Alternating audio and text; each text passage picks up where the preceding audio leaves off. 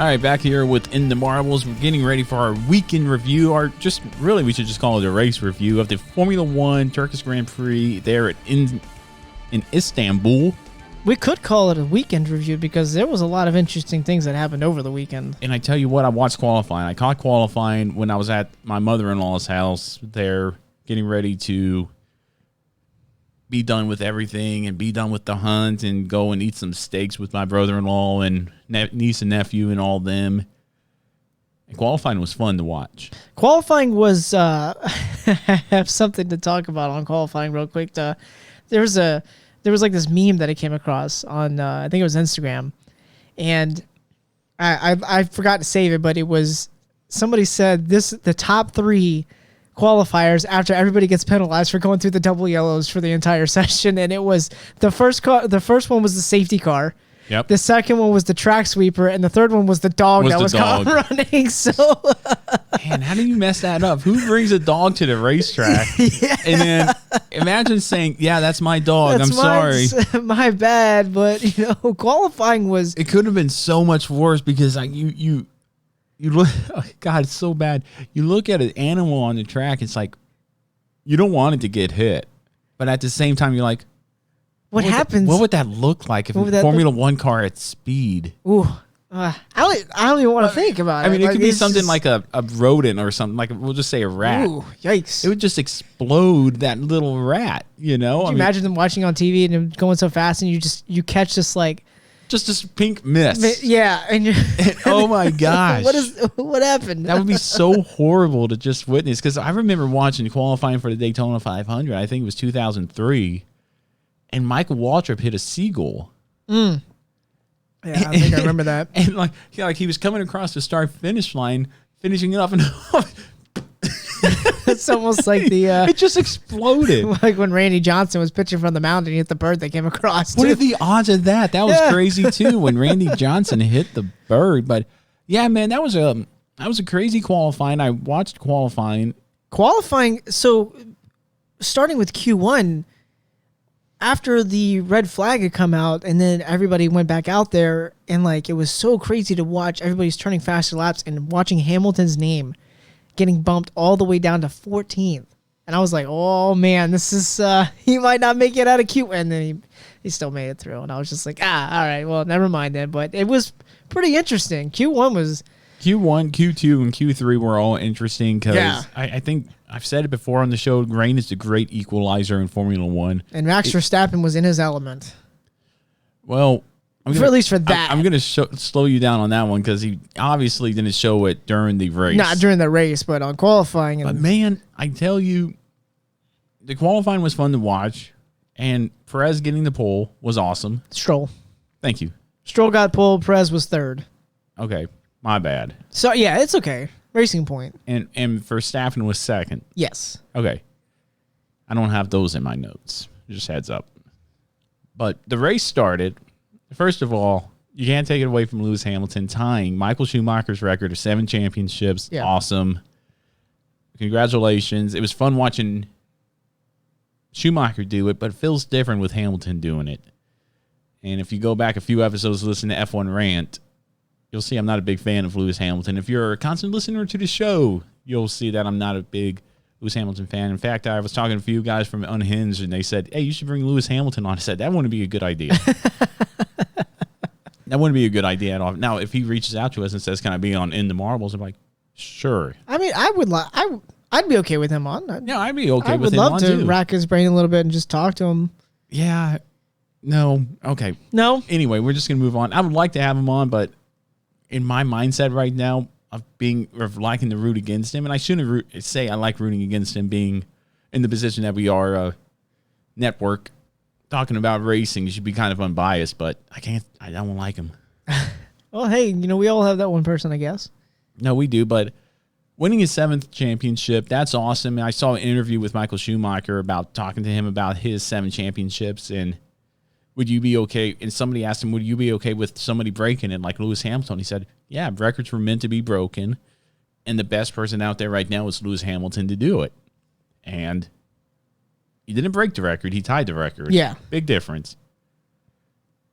But I expect him to go back and re-sign with Mercedes here by the end of the year and drive on for that 8th championship. Now, I dare say maybe after the 8th, retire.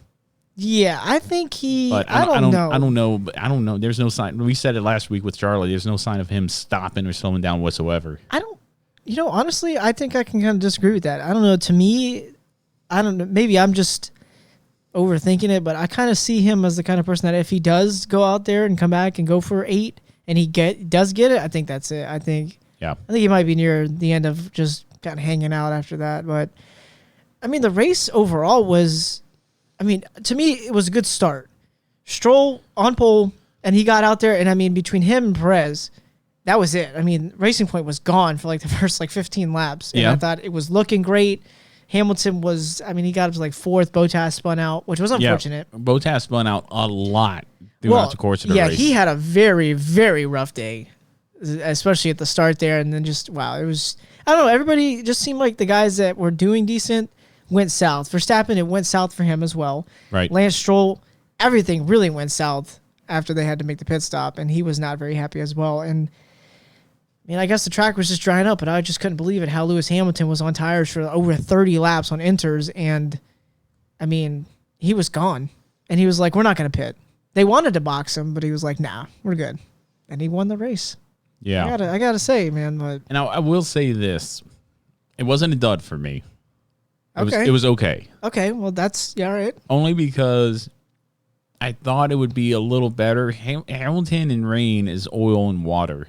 They don't mix well. This is the first time I've seen Hamilton run really well in the rain. Yeah, that's what I was really shocked about. In wet conditions, let's say. They were on intermediates pretty much the entire race.